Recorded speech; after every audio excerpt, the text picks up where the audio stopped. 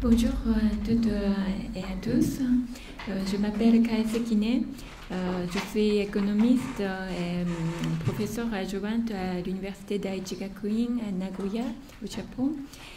Et je vous remercie beaucoup pour votre invitation à ce colloque format aujourd'hui. Et le titre de ma présentation est Néolibéralisation de la politique agroalimentaire au Japon et contradiction des modèles agricoles. Je me présente en quelques mots. Et j'ai une formation d'agronomie et puis d'économie rurale. Au cours de ma thèse, j'ai passé 3 ans à l'UMR Innovation à Montpellier. La présentation d'aujourd'hui est basée sur mon dernier livre, rédigé en collaboration avec mon collègue Alessandro Bonanno, qui est professeur de sociologie à la Sam Houston State University aux États-Unis. Pour vous donner un panorama de l'agriculture japonaise, j'aimerais vous montrer une photo aérienne que j'ai prise il y a quelques jours près de Tokyo. La terre agricole ne couvre que 12% du territoire et 84% des exploitations agricoles produisent du riz. Vous voyez des rizières ici et aussi des champs, des forêts et l'urbanisation un peu sur la photo. Le Japon compte 1,4 million d'exploitations agricoles, nombre qui s'est réduit de 30% au cours des 10 dernières années. 98% de ces exploitations peuvent être classées comme de l'agriculture familiale ou individuelle. Et la taille moyenne est de 2,5 hectares par exploitation. À noter également que la pluriactivité fréquente, l'agriculture n'est souvent pas la source principale de leurs revenus. Et l'agriculture japonaise est en crise du fait de la baisse de revenus, du vieillissement des producteurs, des terrains abandonnés en hausse, taux d'autosuffisance alimentaire très bas. La population agricole est très âgée. 77% des producteurs ont plus de 60 ans. Sur la photo, vous voyez aussi que la terre agricole est concurrencée par le développement d'aires récréatives comme golf et aussi des panneaux solaires qui s'est beaucoup développé depuis l'accident de Fukushima. Et maintenant, l'introduction.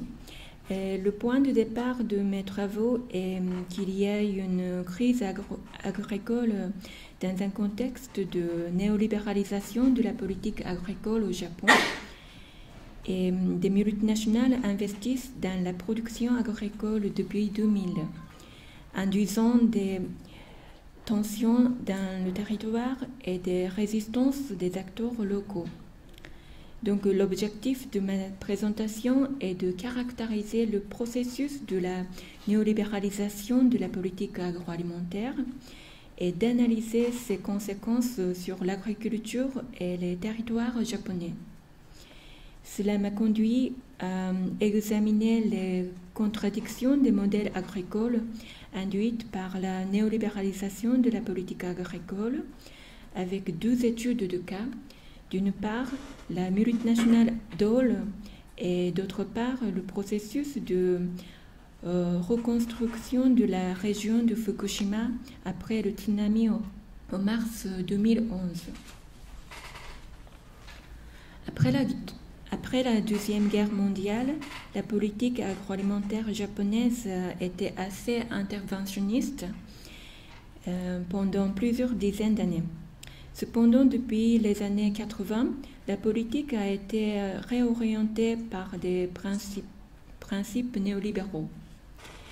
Au niveau du commerce, la libéralisation du marché a provoqué une augmentation des importations.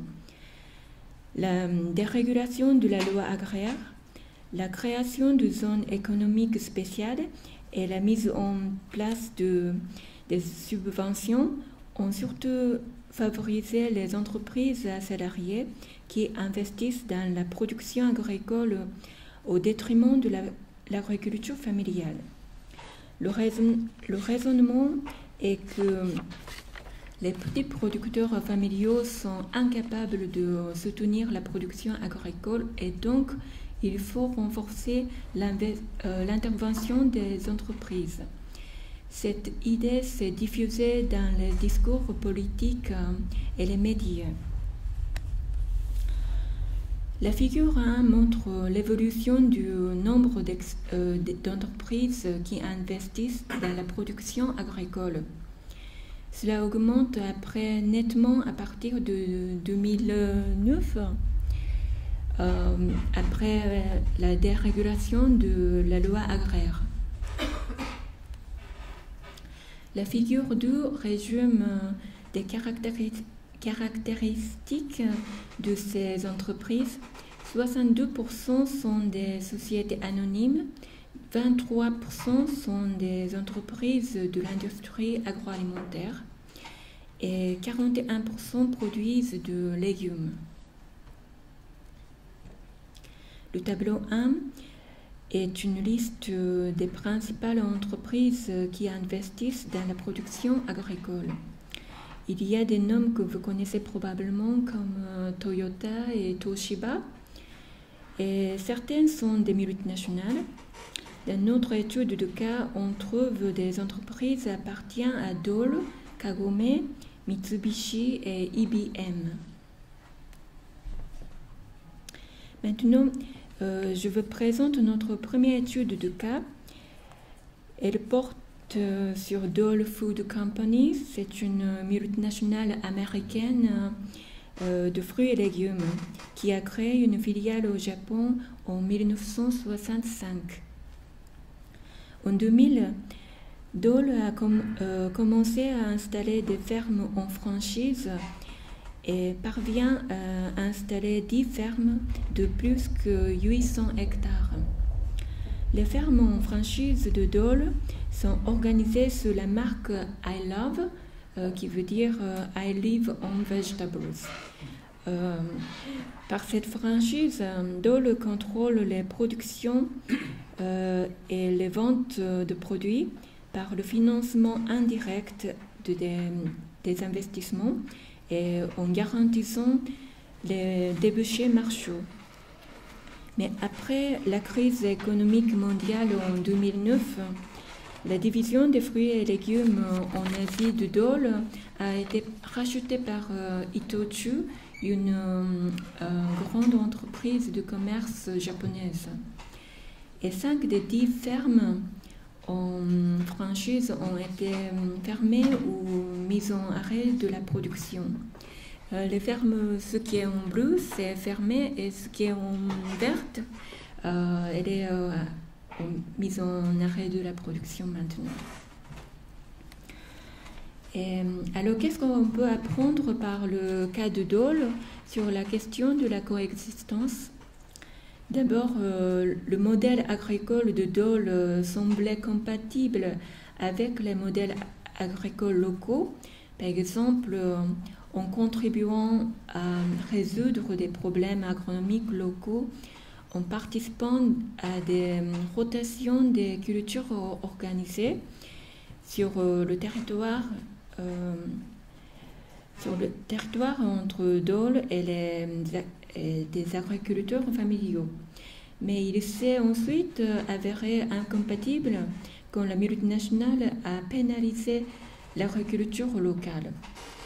Par exemple, en provoquant une pollution d'eau par un recours excessif à l'azote minéral et aux pesticides. On s'est aperçu aussi qu'il y a un fossé entre les espérances locales et la réalité. D'un côté, il y avait des espoirs de transfert technique, de création d'emplois et d'animation de l'agriculture locale.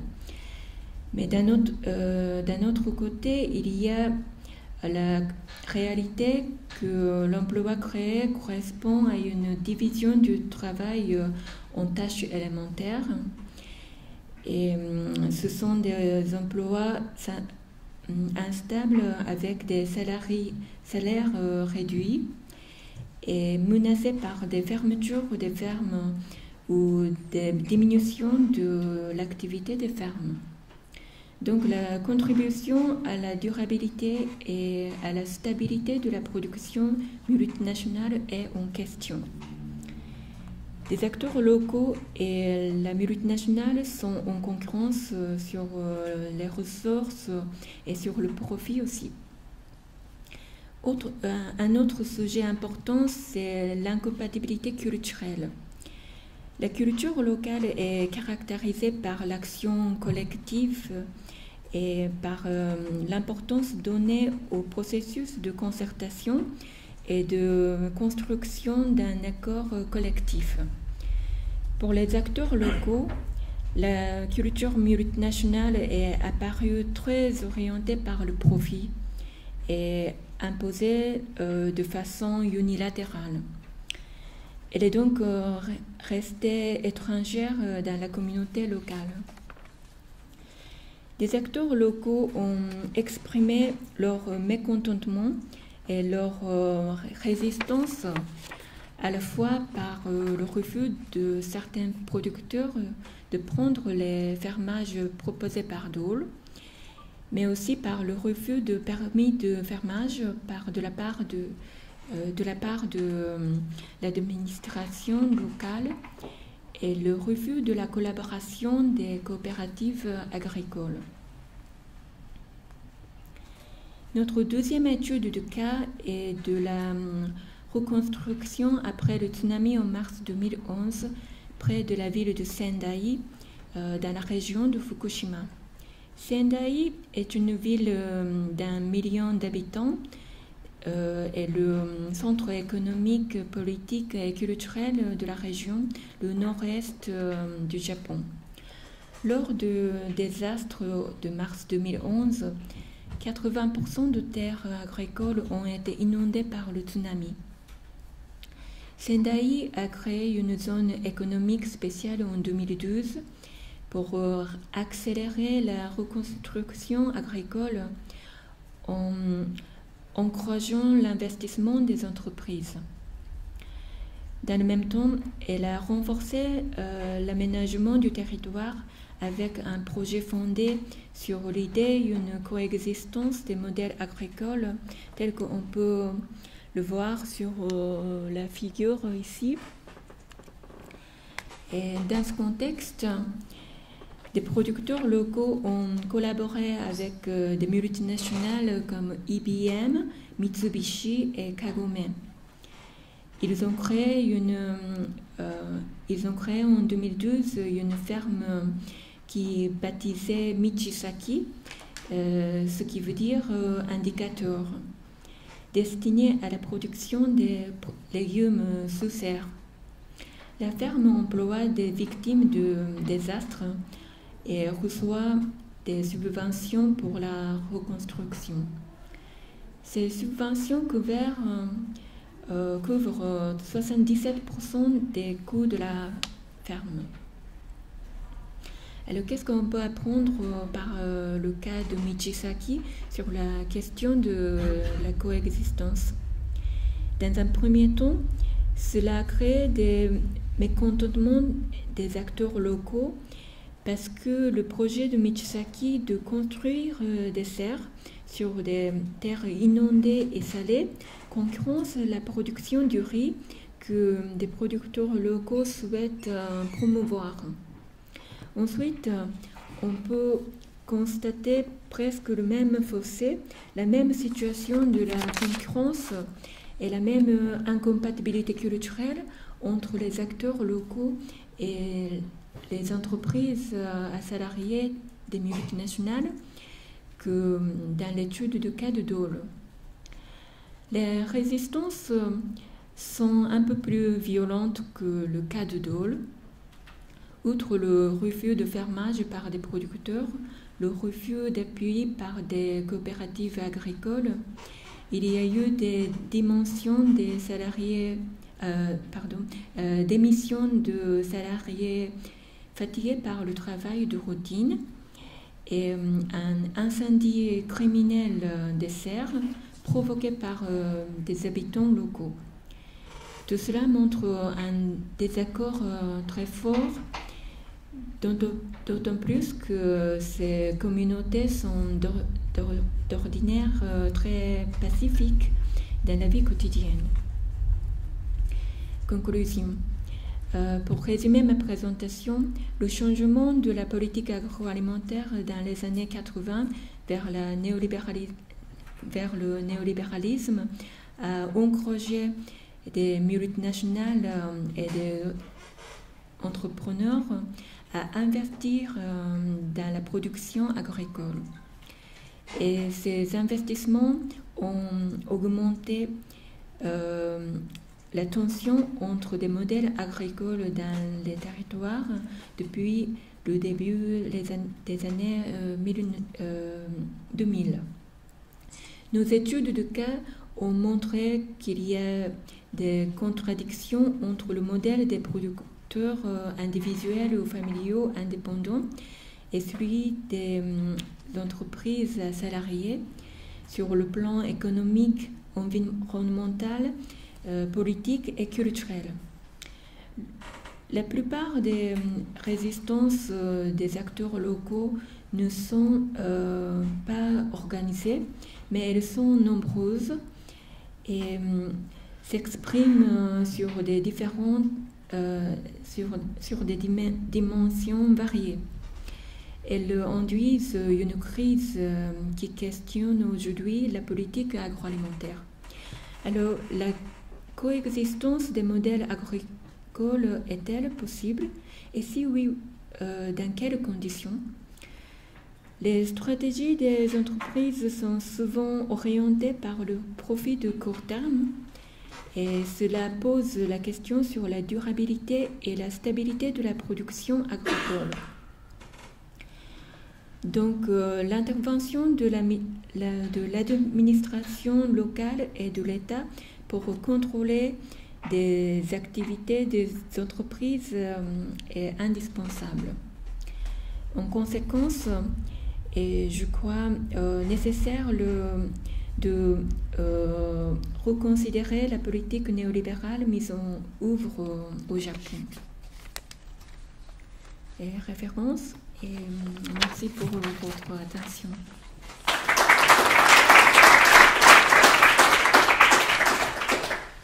Merci Camille. On va prendre une dizaine de minutes pour des questions de précision ou des commentaires sur cette présentation avant de passer à la présentation des travaux relus sur l'adaptation par Sylvie Martin. Est-ce qu'il y a des questions?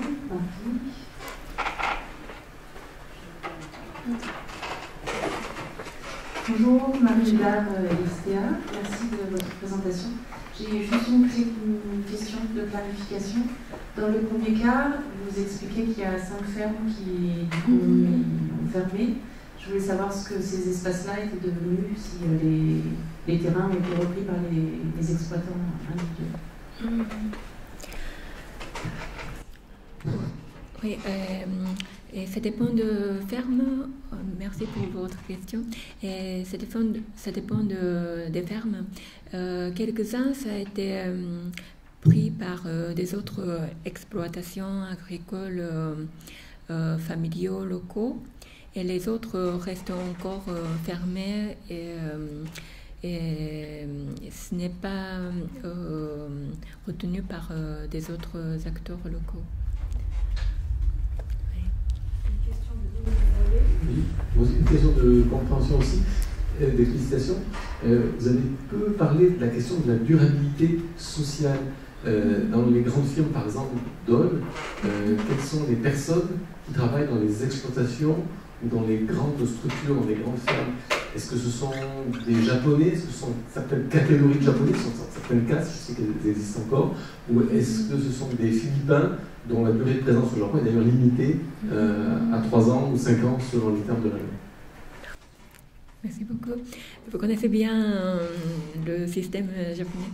Et en fait, dans des fermes que j'ai fait des entretiens, il y avait que des main-d'œuvre japonais. Et les fermes de Dole étaient intéressées par main-d'œuvre chinois ou philippine qui vient pour quelques années. Mais et à la campagne, il y a encore main-d'œuvre japonais disponible, mais plutôt des personnes âgées ou des étudiants ou des femmes de foyer qui sont très peu payées, comme moins de 5 € par heure.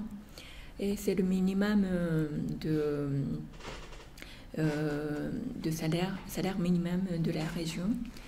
Et donc, oui, au niveau de la question de durabilité sociale, c'est très peu contribuant pour l'économie locale, je crois. Mais... Bonjour, merci pour cette présentation. En fait, j'ai 2 questions qui sont aussi plus ou moins des questions une question et plus une réaction aussi. La première, c'était comprendre comment... vous avez dit qu'il y avait quand même pas mal de concurrence sur les terres, sur le foncier, et donc comment est-ce qu'ils ont réussi, comment Dole a réussi à finalement racheter autant de terres pour faire des exploitations qui sont quand même assez grandes, j'imagine, par rapport à la taille moyenne des exploitations japonaises. Et une autre réaction, c'est alors dans le premier cas, c'est Dole, donc c'est une entreprise qui est une entreprise agroalimentaire. Par contre, dans le second cas, en fait, c'est des entreprises qui ne sont pas du tout des entreprises du secteur agroalimentaire. Donc, comment, en fait, c'est plus un étonnement comment ces entreprises-là se retrouvent finalement à investir. Si vous avez une réponse. Merci beaucoup. Pour la première question, et pour moi aussi, c'était un peu étonnant qu'une multinationale américaine qui peuvent organiser plus que 800 hectares de terrain agricole au Japon. Mais en fait, avec le fait que le vieillissement des producteurs agricoles au Japon, il y a beaucoup de terrains agricoles abandonnés et disponibles pour des entreprises qui veulent investir dans la production agricole. Et puis, pour la deuxième question, le cas de IBM ou Mitsubishi, en fait, je pense que c'est une situation très particulière au Japon par rapport aux autres pays. Maintenant, le gouvernement, il encourage des industries non agroalimentaires de investir à la production agricole parce que, par exemple, pour IBM, c'est une entreprise d'ordinateurs et en fait, c'est pour IBM, ils ont l'intérêt de faire l'investissement dans la production agricole parce qu'ils veulent construire un système de cloud qui garde toutes les bases de données de température et informations qui concernent la production agricole, et ils veulent vendre ces informations aux producteurs agricoles. Donc en fait, ça leur sert de ferme de référence pour... Oui, donc la production agricole est considérée comme la dernière frontière de croissement. la croissance, merci, par des entreprises de non agroalimentaires. On prend deux dernières questions. Oui, moi c'était pas une question, c'était un commentaire. Je trouvais très intéressant la présentation parce que finalement dans un pays du Nord on nous présente ce qui est conventionnel, c'est de l'agriculture, petite agriculture familiale peu intensive, et les formes alternatives sont portées par des industries. Donc c'est un regard complètement différent par rapport à ce qu'on a évoqué ce matin dans certaines situations. Mais malgré tout, les questions se posent de la même façon. Et c'est comment des modèles alternatifs s'insèrent dans des structures, des territoires, des dispositifs institutionnels, et comment ils composent avec ce qui est dominant en termes d'opposition, d'alliance ou pas, avec des rejets. Et je trouve ça c'est assez intéressant en tout cas de l'utiliser pour nos analyses. Moi, c'était un petit peu dans le... Jean-Paul Duboff, innovant. C'est un petit peu dans le même état d'esprit. C'est un peu le même type de commentaires que je voulais faire. Donc, simplement, est-ce que finalement ce que vous dites, c'est pas que la coexistence est impossible? Enfin, est-ce que c'est pas ça l'hypothèse? Pour des raisons, en mettant l'accent sur les raisons à la fois culturelles et de différence de projet. Oui, merci. Ma conclusion, c'est que la coexistence, c'est très difficile pour l'instant. Et donc, au Japon, on est en train de chercher comment la coexistence sera possible, dans quelle politique agricole. Un travail de réflexion. Voilà, exactement. Merci.